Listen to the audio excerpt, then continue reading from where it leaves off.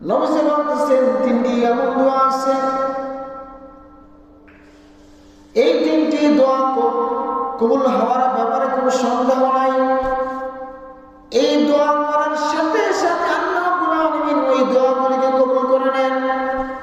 তার মধ্যে এক নম্বর হলো পিতা মাতার দোয়া। পিতা মাতা যদি দোয়া করে সেটাও কবুল হয়ে যায়, আবার যদি বদদোয়া করে সেটাও কবুল হয়ে যায়। পিতা মাতা যদি বদদোয়া করে সেটাও কবুল হয়ে যায়, আবার যদি দোয়া করে সেটাও কবুল হয়ে যায়। এই দোয়ার মাঝখানে আর কোনো পার্টিশন থাকে না, সরাসরি।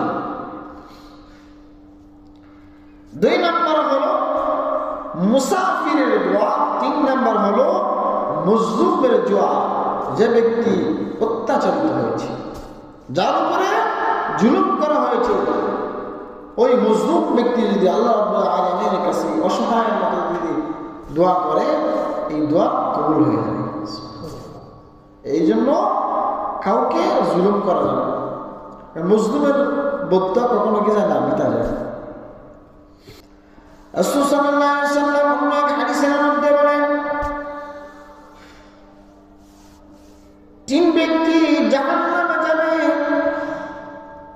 তার মধ্যে 1 নম্বর ব্যক্তি হলো যে মা বাবা তার সাবালিকা মেয়েকে পর্দায় রাখে না, যে মা বাবা তার সাবালিকা মেয়েকে কন্যাকে সে পর্দাশীল রাখে না, ওই বাবা জাহান্নামে যাবে।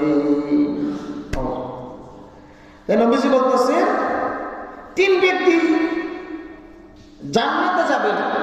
এর মানে কি? জান্নাতে যাবে না মানে জাহান্নামে যাবে, ঠিক না? জান্নাত ছাড়া দ্বিতীয় ঠিকানা বিদায়। এই জন্য রাসূল সাল্লাল্লাহু আলাইহি ওয়াসাল্লাম বলেন 3 ব্যক্তি জান্নাতে যাবে না। তার মধ্যে 1 নম্বর ব্যক্তির নাম হলো যে বাবা তার সাবালিকা মেয়েকে পর্দায় রাখতে পারে না, পর্দায় রাখে না, পর্দা করার নির্দেশ দেয় না, আদেশ করে না, শাসন করে না। ওই মেয়ে যদি সে বেপর্দায় থাকে, তাহলে ওই মেয়ের বাবা জান্নাতে যাবে না। সাবধান। 2 নম্বর হলো যে স্বামী তার স্ত্রীকে পর্দার ব্যাপারে কড়াকড়ি হুকুম দেয় না। যে স্বামী তার স্ত্রীকে বউকে পর্দা করার আদেশ করে না, বলে না যে তুমি কি করো, পর্দা করো, তোমাকে পর্দা মেনে চলতে হবে, এই কথা যারা বলে না, ওই স্বামী জান্নাতে যাবে না। 3 নম্বর হলো যে মহিলা পাতলা কাপড় পরে সেজে গুজে বেপরদায় চলে। যে মহিলা পাতলা কাপড় পরিধান করে বেপরদায় চলাফেরা করে, ঘোরাঘুরি করে, মার্কেটে যায়, এদিক সেদিক ঘোরাফেরা করে, আর তার চেহারা, তার বডি, তার কাপড়, তার শাড়ি ওই সমস্ত মানুষকে দেখানোর জন্য করে না, না হয়তো সে পর্দা করত, পর্দা সহিত চলত, কাপড় পরছে, শাড়ি পরছে, কিন্তু শরীরের অনেক কিছুই দেখা, একে পর্দা বলে না, একে পর্দা বলে না।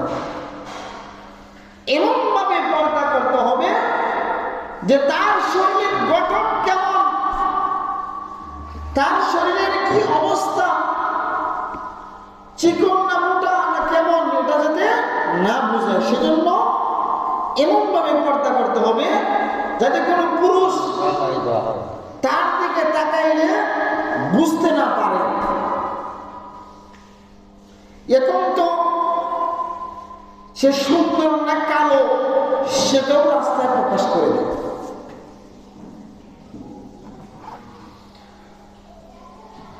তাহলে আল্লাহ রাসূল সাল্লাল্লাহু আলাইহি ওয়াসাল্লাম বলে 3 ব্যক্তি জান্নাতে যাবে না। তার মধ্যে 1 নম্বর ব্যক্তি হলো যে বাবা তার সাবালিকা মেয়েকে পর্দা রাখে না, পর্দার কথা বলে না,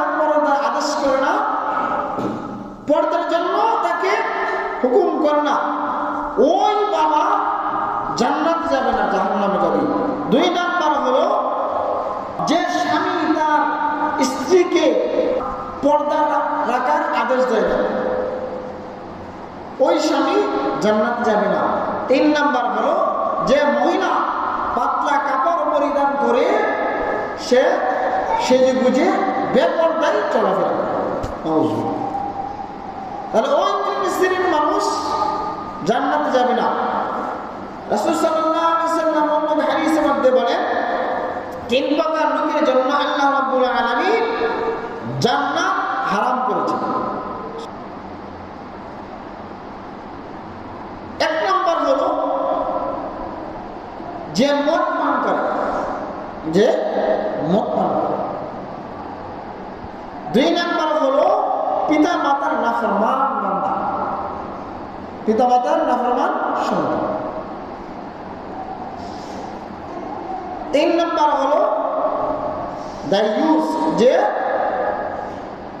পরিবারের লোকদেরকে বেপরদায় রাখে, তাকে কি বলে? দায়ুস।